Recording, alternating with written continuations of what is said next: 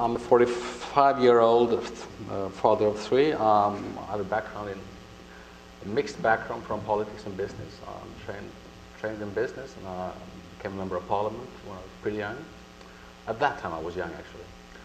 And then I left parliament after 10 years and went back to business. And after a few years in business, I longed back to more hands-on politics. So I became the mayor of a small city outside Stockholm.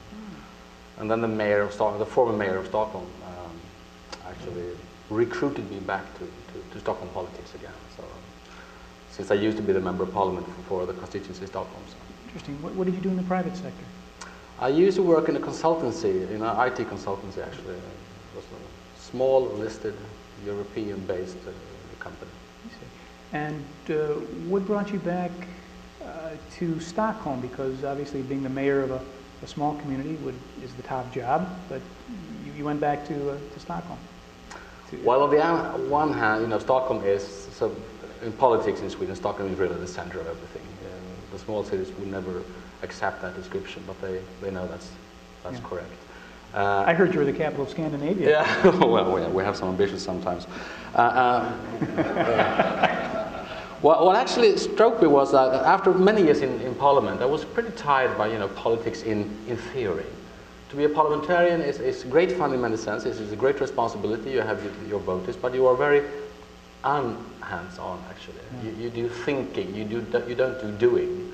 And then I went into local politics in a small city, and you became a doer in detail. You could wake up in the morning and wonder, well, actually, do we have an idea about what we are doing, or are we only doing things all the time? The Stockholm, when we are at its best, and God knows we are not always at our best, we can do both things. We are big enough to have a structure, to have the resources for creating kind of strategies and theories of our own and ideas on the route we are taking. But we are still very hands-on. We do exactly the same thing in Stockholm as you do in any small country, city in Sweden, but we do it in a scale that nobody can compare with. Yeah, and I would say that would certainly be the case. And it seems, as they used to say about a few other cities, that it's a city that works. It functions well. And I guess I would lead into my sort of first area with you, which is it should work. You have, I think, 42,000 employees, which is, a lot. I mean, New York has 40,000 police officers, but we're a city of 8 million here. You have 42,000 employees. And yet, as we wrote in a white paper that you'll be able to read in a few days, or you can actually read it now, we say about you, because this was our reaction, that much of the efficiency gain happens inside the walls of government in Stockholm. So somehow you've managed to be a big city, you seem to make it work, and you also seem to be generating levels of efficiency with your bureaucracy that the private sector kind of envies. First of all, is that true? Secondly, why is it true? Well, it is a nice way of putting it, and there are certainly parts of it that's very true. But for good and for bad, we have a very big government in Sweden. Everyone knows that. High taxes, big government. But actually, most of our employees are actually not bureaucrats, to be honest. They might be sometimes brilliant, and they might be sometimes not that brilliant, but they're not bureaucrats. They're actually doing things. We have a very big public sector, since we have a lot of the in other countries, private sector being public sector in Sweden. We have the education in the public sector. We have a lot of the health care system. We have all the preschooling. We have all the elderly care. A lot of that is, all of it mainly is financed publicly. Most of it is also being conducted publicly. So that creates, a lot of our employees are really doing hands-on things out there. I had a full day yesterday with Mayor Bloomberg's Deputy Mayor, Linda Gibbs. Oh, sure. Well, in a big scale she's doing in New York, but I'm trying to do it in Stockholm. And we compared our cities, and New York City is actually very much exact 10 times as big as Stockholm is. But if we had had the same amount of employees, we should have 23,000 people employed by the city, not 42,000. So we have some kind of potential for rationalization. Yeah. Will you be rationalizing? We are actually pretty happy. You went from 45 to 42. We have decreased. We have decreased some 5,000 employees since we started 2.5 years ago. Right.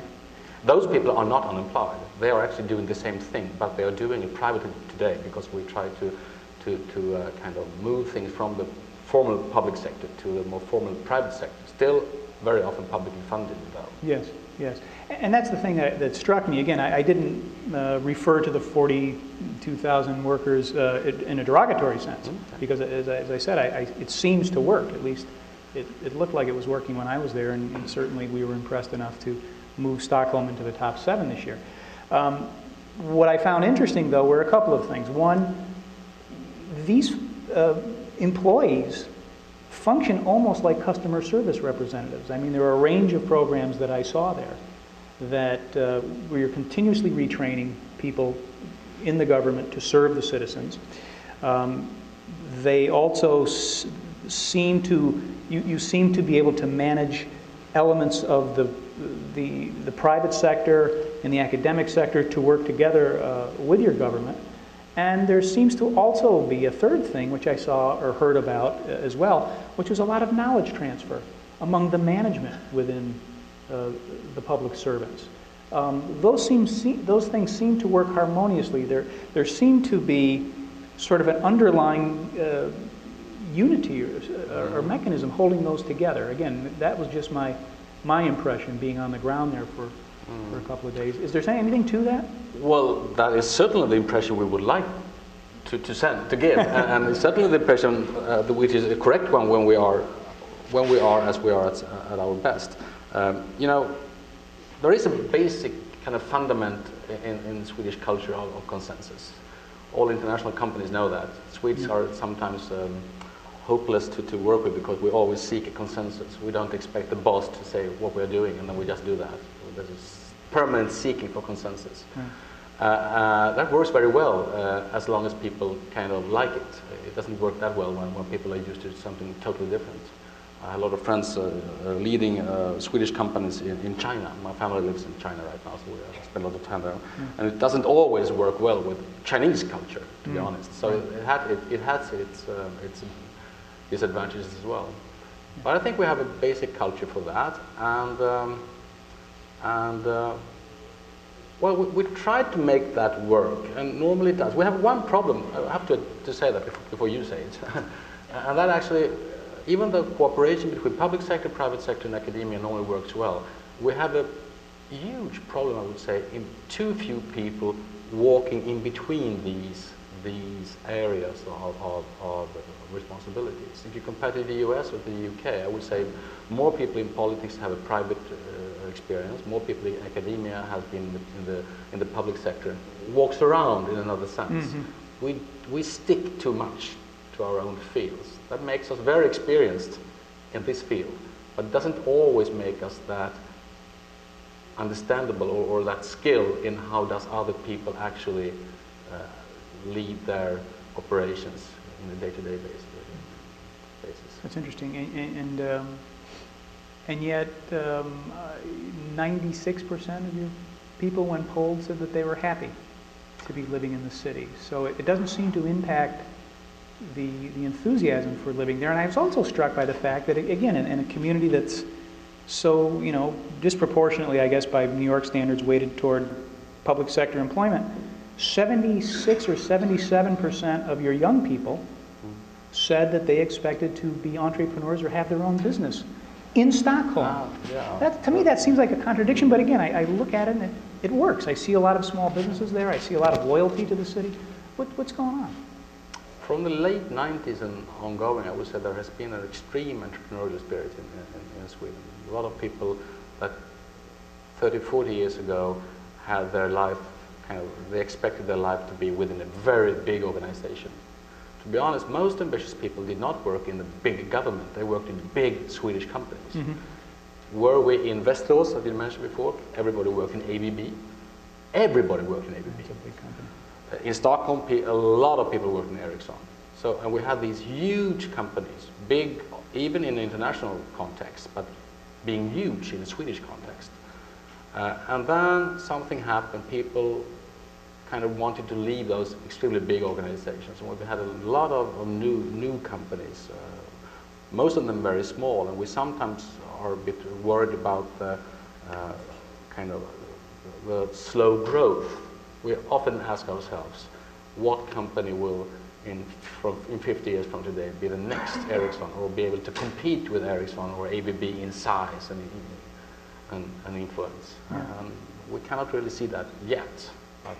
Right, but yet you have, of course, the Kista Science Park, and you seem to be, you have the incubators, the venture capital group Sting. I mean, you have all of these, again, mechanisms in place that are enabling these companies to presumably flourish. So again, it is happening. I mean, you are developing the companies at least for the next 5 years, it seems, and you've got a way of nurturing them all the way through the company development chain. Absolutely. So, and yet you still sound a little worried. Well, it is. No, we're not. Basically, we're not worried. But it is happening, and we did survive the bubble when the bubble burst in 2000. I was in the middle of it, to be honest. So I saw it from very, very closely. And we did survive it, and the IT sector is extremely. It's not booming today, but it's expanding very much in Stockholm. I just saw the figures on immigrants to Stockholm the last 4 months, and we have had some 600 Indian IT technicians moving to Stockholm, with having the job ready when they come, actually. Yeah. So we still have an expansion in the industry that we cannot correspond to domestically, which is pretty impressive, I think. It is. We like the idea of being a very much more internationalized city for these industries. Yeah, and that's a very specific mandate, isn't it? You're going to try to increase. You're actually going to try to increase your population. Absolutely. Yeah. You know, in modern, if you just go back a few, in the 70s, Stockholm peaked in the 70s last time, and then we had a massive decrease in population. I don't know the English term, you know, the green wave, or what do you say? People were moving out of Stockholm. We had Stockholm was considered to be, to be dirty, to be bad for kids, and all that stuff. And everybody, more or less, everybody left the city. People were really worried, if the middle class kind of just leave a city, you always get problems. Mm-hmm. And that will actually happen. Something turned that around. So now we are bigger than ever. We just passed some 800,000 people in the city, some 2 million if you look at the greater city. Yeah. And people today believe that the city is a fairly good place to be, even if you have a lot of kids and so forth. Well, I actually think it's a great place to be. I mean, from everything I've heard, what exactly turned that around? Was it, from the infrastructure perspective, was it the Stockholm development? You had this first open network, which was very innovative, and all of a sudden you were able to, have as much access as any other country in the world. I still think you and the Koreans lead. Was it things like that? Was it a specific policy or development, or were there a range of things that happened? I think the Stockholm, if you read the idea of that was actually a bit later. Yeah. In the 90s. In the 90s. So, but I think that coincided with a feeling of that even if you wanted to lead a life in a pretty small kind of circumstances, in the sense you don't, to most people, a city like Beijing or Mumbai is too messy. Yeah. That's a typical Swedish reaction, too messy. Right. Stockholm is, in the Swedish context, a pretty big city, but it's not very messy. No. Well, I moved back from Beijing after being there for a month. I came back and I said, where are all the people? Where is the noise? It was astonishingly beautiful. I realized that coming back after 5 months abroad, but it felt like it. So it's very much, there is a term, I think I don't remember who actually founded the term, but the global village kind of. Mm-hmm. It's a village in the sense it's small scale. It's a village in the sense that very many Stockholmers are very rooted, not in the suburbs, but rooted in the real countryside. Yeah. But they have deliberately left the countryside, moved to what a Swede believe is a pretty big city, and they love the kind of the critical mass of everything, which you can find only in Stockholm if you want to live in Sweden. Right. Yeah. And I found, coming from a big city, I found it. I was kind of alone one night walking, and I said, "Where are the people?" And then someone came up behind me and said, "You're making a mess here." But don't be too close to me. Exactly. We have these. But again, you're right. It does have that feeling to it, and yet, there is it does seem to be a classic example of a community that doesn't have a lot of natural advantages as we would think of natural advantages, in that it's very beautiful. I mean, you've got, what, 14,000 lakes, you said? Or, well, islands. Islands. I mean, it's just an extraordinarily beautiful place. But I mean, you must rely on innovation, it would seem to me, to be a habitable place, because you're dark 4 months of the year, and you know, that's depressing enough for me. You know, I'm Italian, right? We like the light. But yet, you know, it's also a requirement that you innovate because you need power. Because now you're a technology society, and that absorbs a lot of energy. And, you know, you're doing things to accommodate that, plus you're the green capital of Europe. So what I'm trying to get at here is, where did that innovation come from? From a city that, you know, was struggling, that had gone through, no pun intended, a really dark period. Where did that evolve? Because you seem to be a very, very innovative capital. Mm-hmm. Well, just you mentioned the light. You know, normal countries, they have a division between light and dark. That is, light daytime is dark nighttime. We have another division. It's dark wintertime and it's light summertime. Right. So basically that's it. Actually, so we have it's dark when you were there, and now we are turning to a period where you never find the darkness at all. Right. And that creates a lot of the mentality in a northern country like Sweden. I guess that when it comes to energy consumption, we were fortunate. We had a very massive amount of water-based energy, which was really, you know, it was very renewable. It was almost for free, but it had its end, in the sense you could not exploit too many of those rivers that actually. Right. So that actually created the fundament for these highly energy demanding industries. That was the base of the Swedish industrialization. Mm-hmm. But it also created, I think, a mentality of, we are kind of obsessed by new technologies. And we have been for quite a long time.